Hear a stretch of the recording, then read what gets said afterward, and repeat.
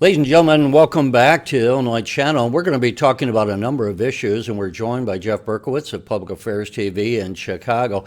And Jeff, one of the stories that just came out yesterday, kind of interesting to note, it only happens every 10 years. We take the census, and the Census Bureau released yesterday that the population of the United States as of the beginning of this month, 331,449,281. And that also means that in the last 10 years, beginning in 2010, the population increase is slowing down from the previous decade. We went from 9.7 at the beginning of this century, and in the second decade, we as a population grew by 7.4%, which raises a number of interesting issues that we'll be talking about in this half hour.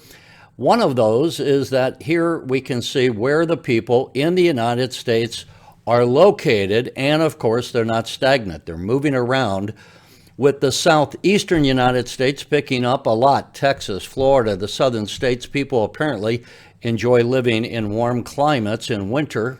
Who knew?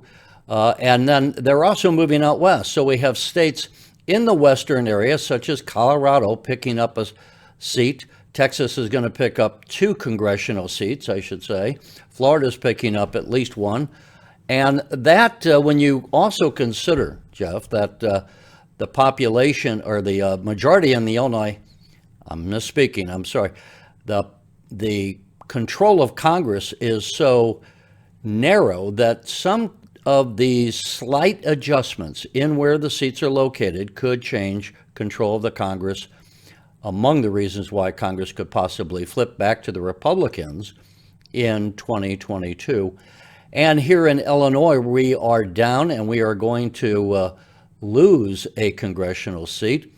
Cook County, I don't have the numbers for the whole state, but Cook County lost 21,000 people over the last 10 years in population, just part of the increasing decline of the population of Illinois. And as we said, Jeff, there's a number of things that are involved around this. Major issues are the distribution of seats in Congress and all that portends politically. And of course, then we have to also go through the drawing of the maps.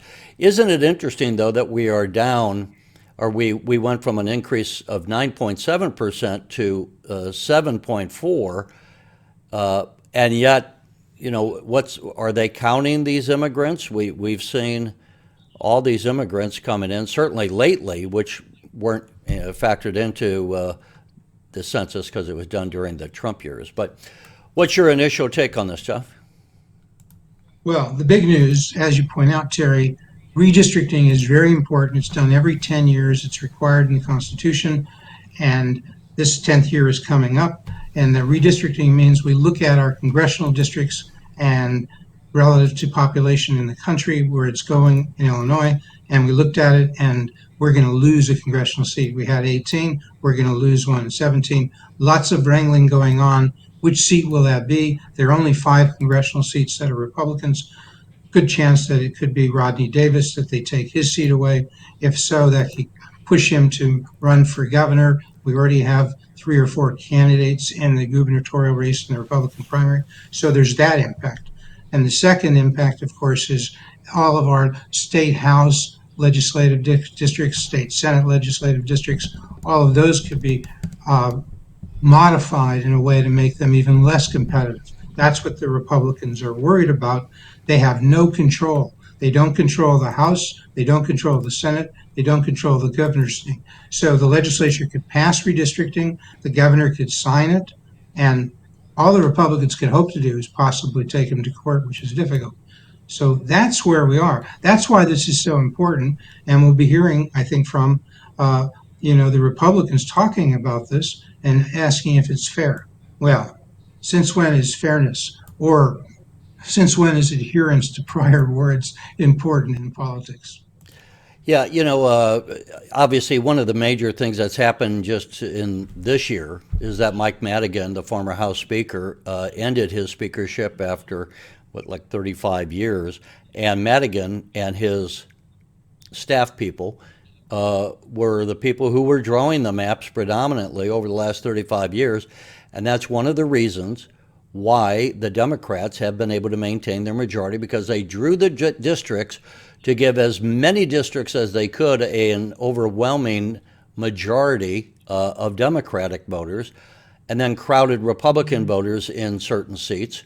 There's a handful that are toss-ups, but it's an uphill fight for Republicans. And Jeff, they've been beating the drum both last week and again just yesterday on the need for the Democrats to say, you need to stand by your principles. And you said, Speaker Welch, that you would draw a fair map. And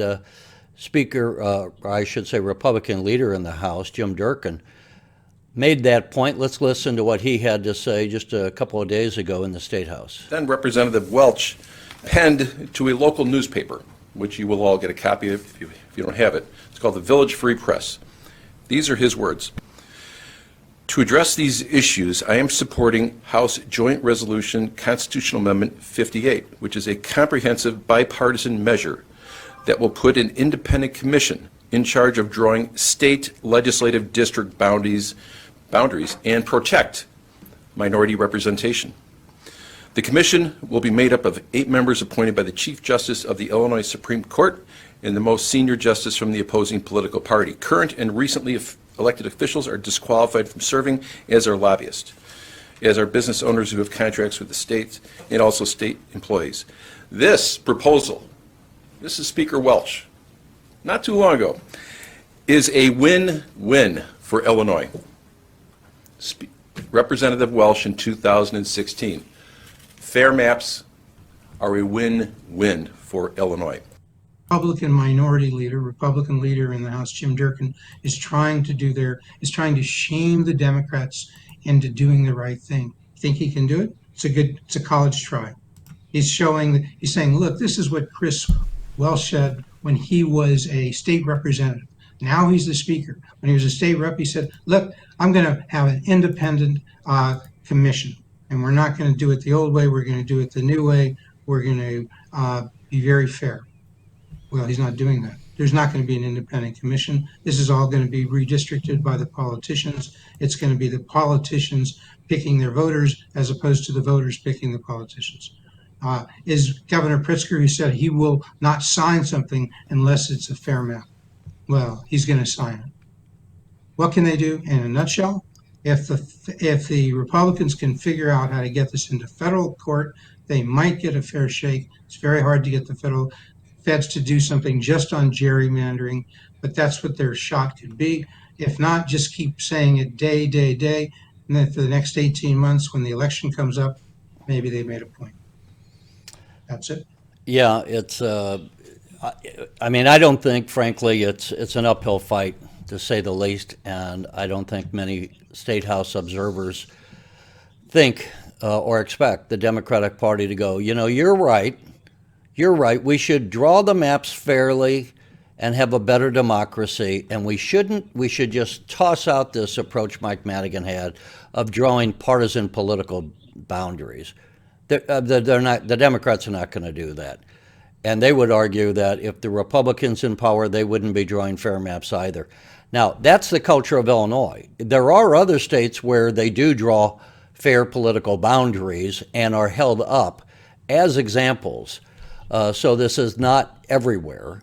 It is in a lot of states where they draw partisan boundaries. And you see these crazy wiggle rooms and whatever. I won't go on anymore other than to say, while it's probably a good idea if we want to have fair elections in Illinois, if we want to have the people selecting the politicians, right now we have the politicians selecting the people, and that's why we're not really getting a good democracy and good results, because they're stacking the deck before the elections happen. Look, let's go on to the next topic, because if you want to do something here, if the Republicans want to elect a governor, which they might have a shot at doing, if they want to make the supermajorities that the Dems have in the state legislature a little less so, it's a matter of issues. Finding issues that people care about and hammering them home. That's politics, political science 101. And here's a big issue that's coming up: pattern and practice being of the police departments across the country being investigated by the Department of Justice, the feds. Have we seen this movie before? Yes. Under Eric Holder, we went after a number of cities. We didn't, but the Department of Justice did.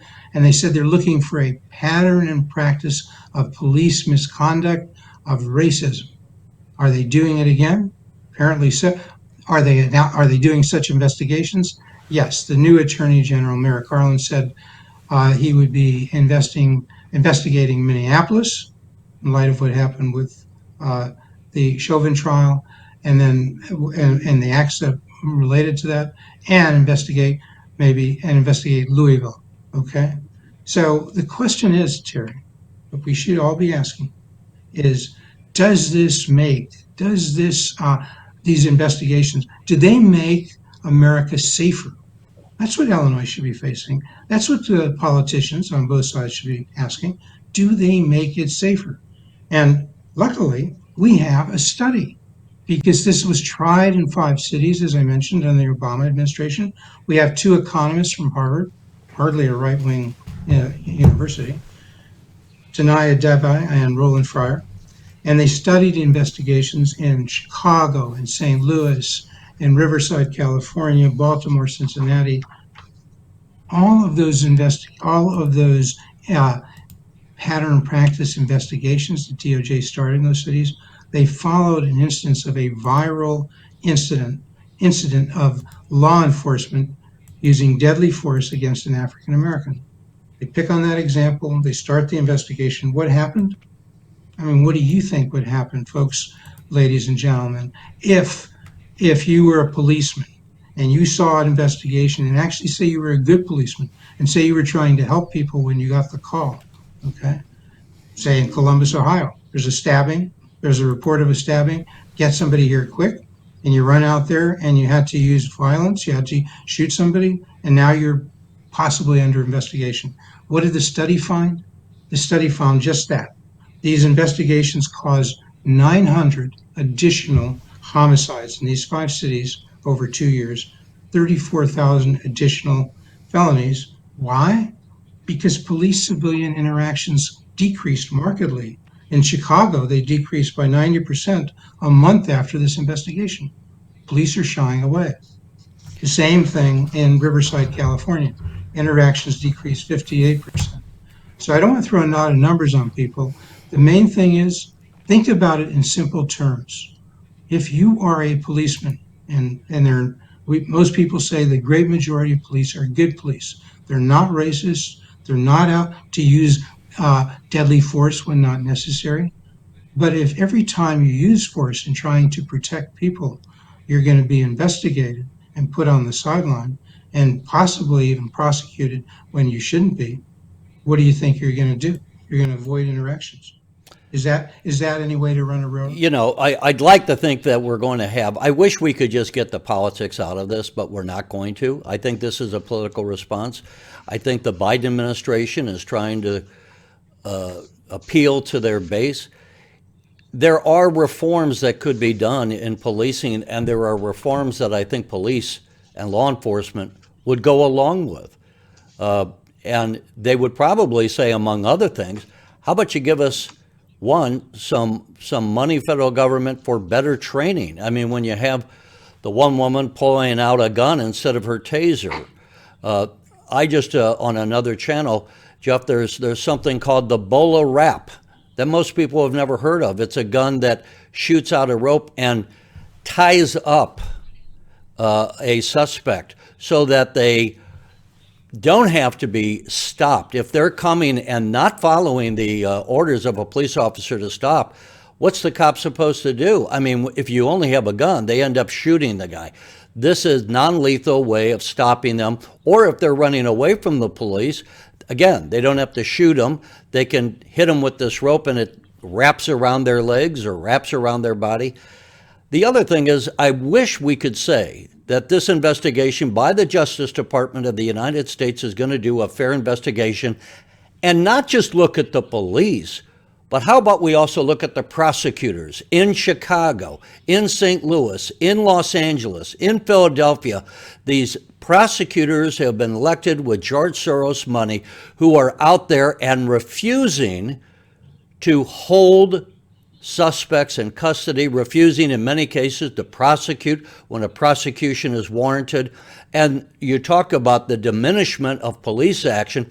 The police are out there putting their life on the line, and no wonder they're demoralized. They say, why should I bother if we've got a prosecutor who, after I arrest a gang member, is just going to let them go right back on the street? And this is shameful what's been going on. And we've had an inculcation of politics into our law enforcement establishment. Should there be reforms? Yes, because we can always make any system better. And there's a lot of flaws, but it's not just flaws on the police department side. There are flaws on prosecutor side. There's flaws in the judicial system. And the whole ball of wax ought to be looked at. And let's just quit pointing fingers to police for the partisan political reasons that we can all see happening. Jeff, you interviewed Heather McDonald and her book on the war on cops, and when did that come out? Maybe 10 years ago. And she's talked about this, and the studies show, as I recall, I don't have the exact numbers, there are more whites shot by police stops than there are blacks. And yet, what do we have? This narrative constantly that the police are out there hunting black men down. I mean, this is silly. The facts don't go, but the media reporting on this is shameful as well. They're not covering what the facts are. Right, and the important thing here is in Chicago, as you point out, we need to be looking at the police and what they're doing, but if it's good, go ahead with it. Don't have reform just for reform's sake. If you want reform, make the reform sensible to improve safety. If we're not using the current technology, as you point out, where you can lasso people essentially, but do it it's almost a mechanical, robotic way, and it can be done quite accurately, and you don't have to use a gun, do that. If you can improve the ability, we've dealt with tasers starting 4 or 5 years ago, why there weren't enough tasers in the Laquan McDonald incident to handle that, or it took a while, etc. And we're still in various cities trying to make sure we have tasers used the right way. People don't use guns when they want to be using tasers. These are the things to focus on. But if they're going to do, and we may raise this another topic and go right to it, is, if we're going to look at police and we're going to say we are a racist society, and we have racist police departments, and we have departments who are not policing properly, we're not going down the road. We should look for the true pattern practice, and rather than look for examples so we can revamp the whole police department when it's not needed. And is our prosecution right? Are we supporting prosecutors in a way that helps them go after the bad guys on the south side and on the west side and anywhere else in Illinois? And particularly I'm talking about Cook County, though, in Chicago. Or are we using the prosecutors in the right way to reduce homicides and violent acts? And we have to support our prosecutors. We have to make sure bail is set properly. We have to do I would interject there that you don't have to support your prosecutors if they're doing a bad job. Oh, of course not. Of course not. I mean, most people would see, we don't want to rehash the whole Derek Chauvin trial, but we saw enough with our own eyes to say that was not, at least in my view, proper conduct, and the jury decided that. And that's how it should be handled. I mean, it's right.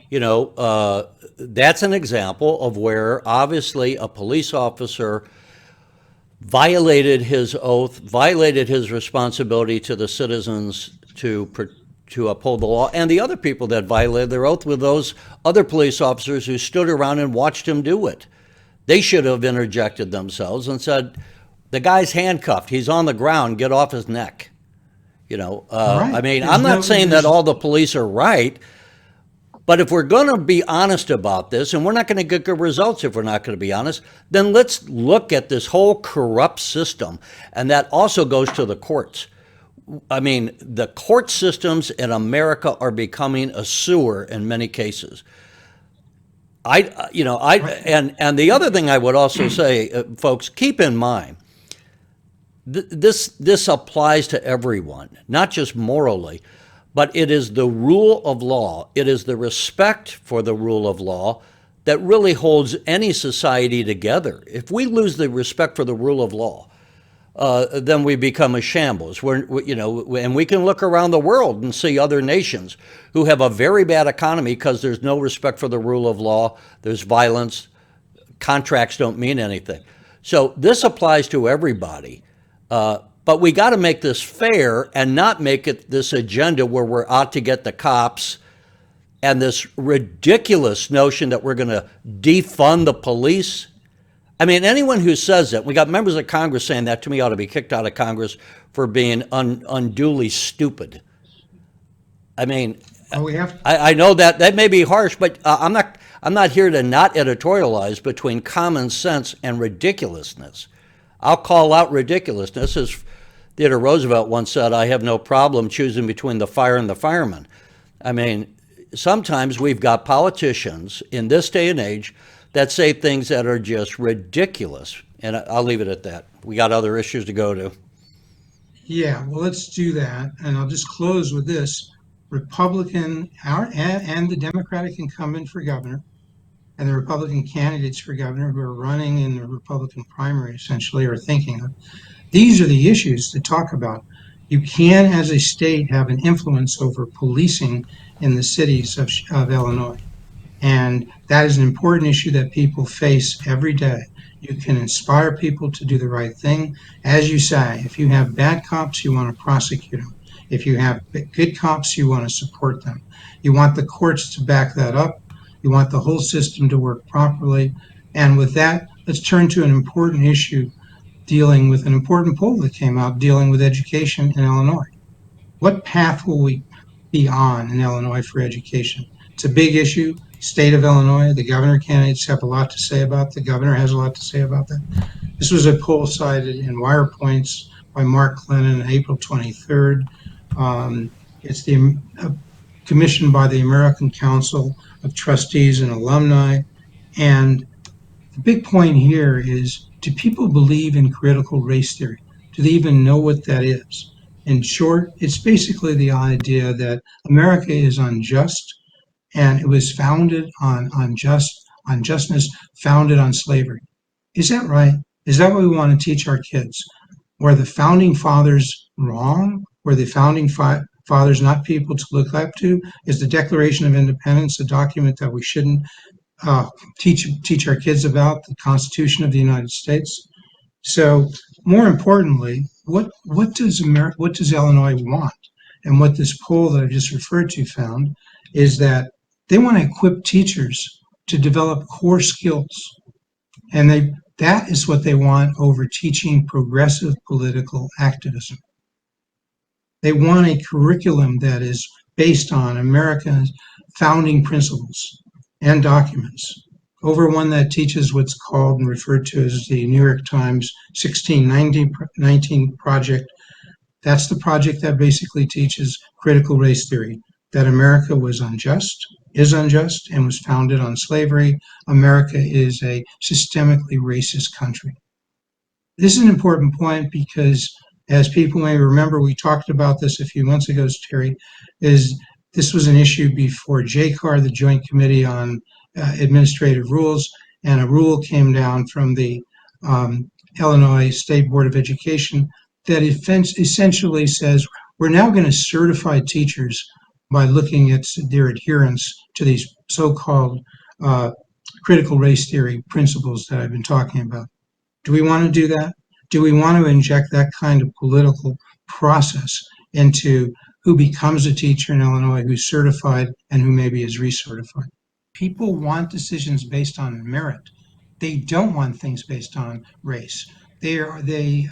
Yes, there is some racism, and there are some racists, but this country is not systemically racist. I should say, That's because the I had my important mic off, to say that this critical that America is a racist country, it is not. And our founding documents show that we were not founded on racism. We had the legacies of racism that we inherited from the British. The British were the ones that introduced the importing of slaves from Africa. But from the very beginning, we had individuals and states in the United States who opposed slavery, and that was one of the reasons why we almost were not founded as a nation. That was a key argument when they were putting together the U.S. Constitution in 1787. Right, and as we grew as a country, the Northwest Territory and so forth, we generally tended to start these territories and ban slavery. So as we grew, the country became more and more a country that was not about slavery, and we corrected the system. Obviously, we fought a major civil war, which we ought to make sure people in school, in grade school, junior high, and high school understand, K through 12. What was the Civil War about? And what were the efforts that were fought to make this country a much better country, to abolish slavery, to free the slaves? What was the Civil Rights Act of 1964 about? What have we done in the last 50 years to improve it? These are our laws that we should be proud of. We are a better and better country. We're not perfect, but we keep working on and making it a more perfect union. And that's what we should be doing. If the Department of Justice wants to investigate pattern or practice, fine. But let's do it. Let's do a fair investigation, and let's focus on improving public safety for everybody who's white, black, other races, other colors. But let's not be racist in our approach. That's what this poll is saying. Well, Illinois does not want critical race look, theory. here's the thing. Let's make it about Let's not do politics. it. Let's go back to politics here, because we talked about what are the issues, who's speaking on these issues as a political stance. Well, one, we've got President Biden saying we're a systemically racist society. I would argue that that is going to be a major issue and should be. And if this, as in this poll, the American people, and here in Illinois, the Illinois people, if you don't want this to be happening in your schools, this is also being taught, by the way, in West Point. And if you don't want this, then you got to stand up and say, I don't want it. And you got to be loud and vocal. And this is going to be one of the issues, I predict, in the 2022 elections for Congress. It ought to be an issue in the race for governor that's going to be coming up in 2024. So, I mean, these are not just esoteric things. These come down to who you're going to vote for and what kind of an America, what kind of an Illinois do you want? Yes, I mean, we have to, it's not just a matter of people standing up. They have to stand up and articulate their views. All the citizens of Illinois have to do it. But the people running in the Republican primary, the Gary Rabines of the world, okay, the Derek Baileys of the world, all the Richard Porters, if he runs, these are folks who have to articulate these ideas that we're talking about. If they agree, if they don't, they ought to say that. These are the issues that people will come out for. This is how you overcome, if the redistricting is unfair, find an issue that people care about. It will resonate with Democrats. It will resonate with Republicans. It will resonate with independents. That's how you correct this redistricting that Republicans are now talking about. So the candidates for Senate, for House, for governor have to make these issues. They have to articulate. They have to get informed about them, and they have to do it every day. Every day. We've got 18 months left. It's not. These campaigns are not something that. And Jeff, that we're going to have to leave it there. We're run out of time. But folks, if you like what you're seeing, if you like the discussion, thanks for watching. Give it a like. Share the video if you wish. And Jeff, we will see you next time.